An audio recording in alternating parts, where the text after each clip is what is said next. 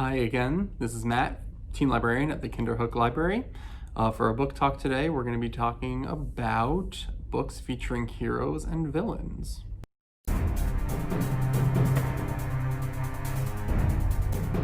So let me just begin by saying that we're not going to be talking about some of the more popular heroes that you probably know from the DC universe or the Marvel universe, sort of these long expanded franchises. The books today are heroes and villains, superheroes and supervillains that have been created by an individual author and generally only have one or two books about them, maybe like a smaller series. So the first one I want to talk about, which sort of in my mind defines the category of heroes versus villains, is called Vicious by V.E. Schwab. It is fantastic if you love the hero-villain dynamic. One of the most unique aspects of it, in my opinion, is that the hero and villain in question were best friends to begin with. Victor and Eli were roommates in college when they began experimenting with how to obtain superpowers. They were trying to figure out why some people developed them and some people didn't. It turns out the way to get superpowers is extremely dangerous and very dark. So at one point, one of them, I'm not going to tell you who, decides that they are not going to pursue this, it's too dangerous, and the other decides that they need to pursue it despite the danger, and that's when they become sworn enemies, but still best friends. I love the writing, I love the dynamic between the two of them. All the characters are really fleshed out and really interesting. It's also got a very, to me, a very Voldemort Grindelwald vibe if you're a Harry Potter fan. One of my favorite books, Vicious by V.E. Schwab. In a similar vein, I don't actually know if I've talked about this one before because I talk about it all the time, and so it might have been featured in one of our earlier videos. But I'm going to talk about it anyway because it's one of my favorites. Nimona by Noelle Stevenson is a graphic novel that really also defines this hero-villain dynamic and also really flips it on its head. Nimona is obviously the character that the story is named for. She's a shapeshifter of questionable origin. But the main characters I want to talk about are Lord Blackheart and Sir Goldenloin, who were, again, best friends at an academy for knights, and they became sworn enemies. Blackheart is obviously the villain, but is he really a villain? That's the question. And Goldenloin is the hero, obviously, but is he really a hero? That's also a question. It's full of humor and full of heart, full of dark characters and weird side stories. As I said, I recommend this to everybody who I talk to, so I've probably already recommended it to you, but if you haven't read it, what are you waiting for? Read it again, it's wonderful.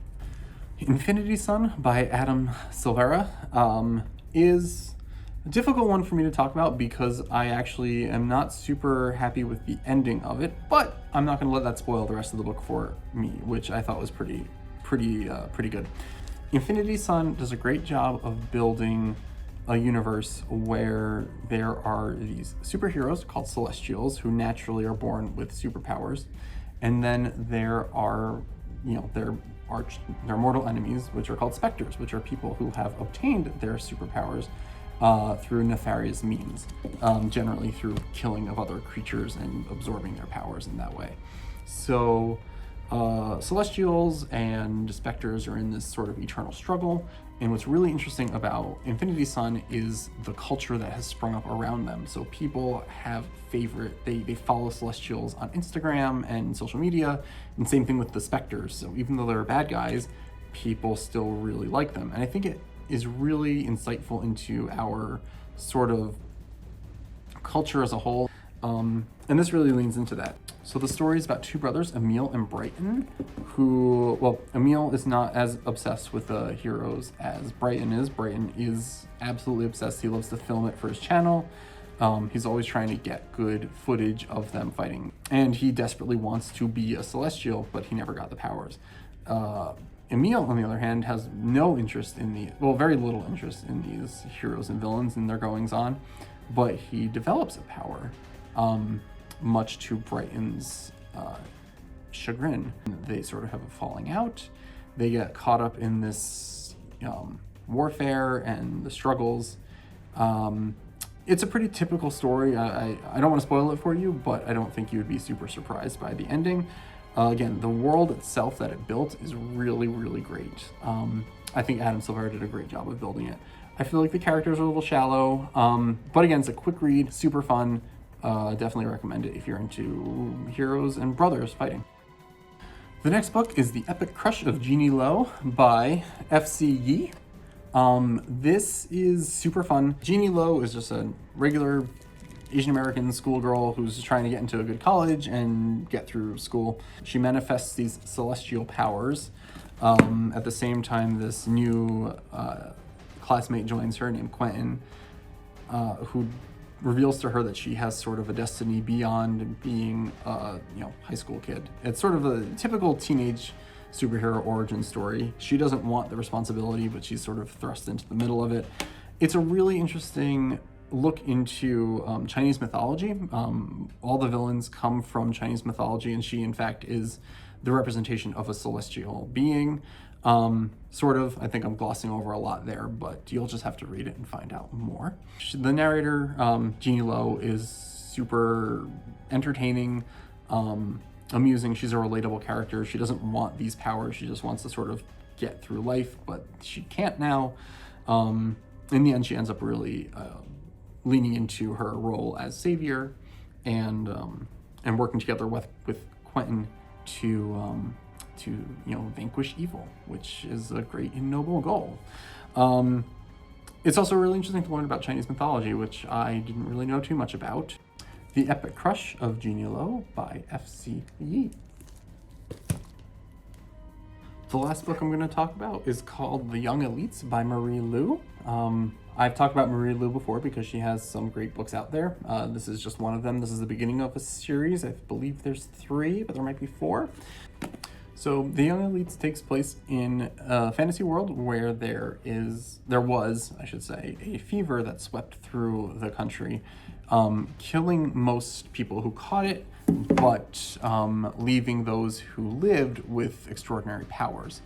The main character of this story, well, there are a couple of main characters, but Adelina is probably what I would consider the main character. And she develops powers that nobody's seen before. They're very dark, they're very scary, and she doesn't want anything to do with them. I'm getting ahead of myself.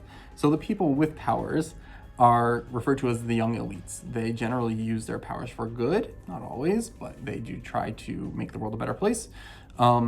But they are at odds with another group that are trying to kill them, basically. So it's a very classic good versus evil vibe.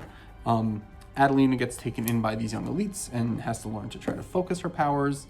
It proves to be more difficult than she expects. I really like the book because it has a very bold ending that you don't necessarily see coming.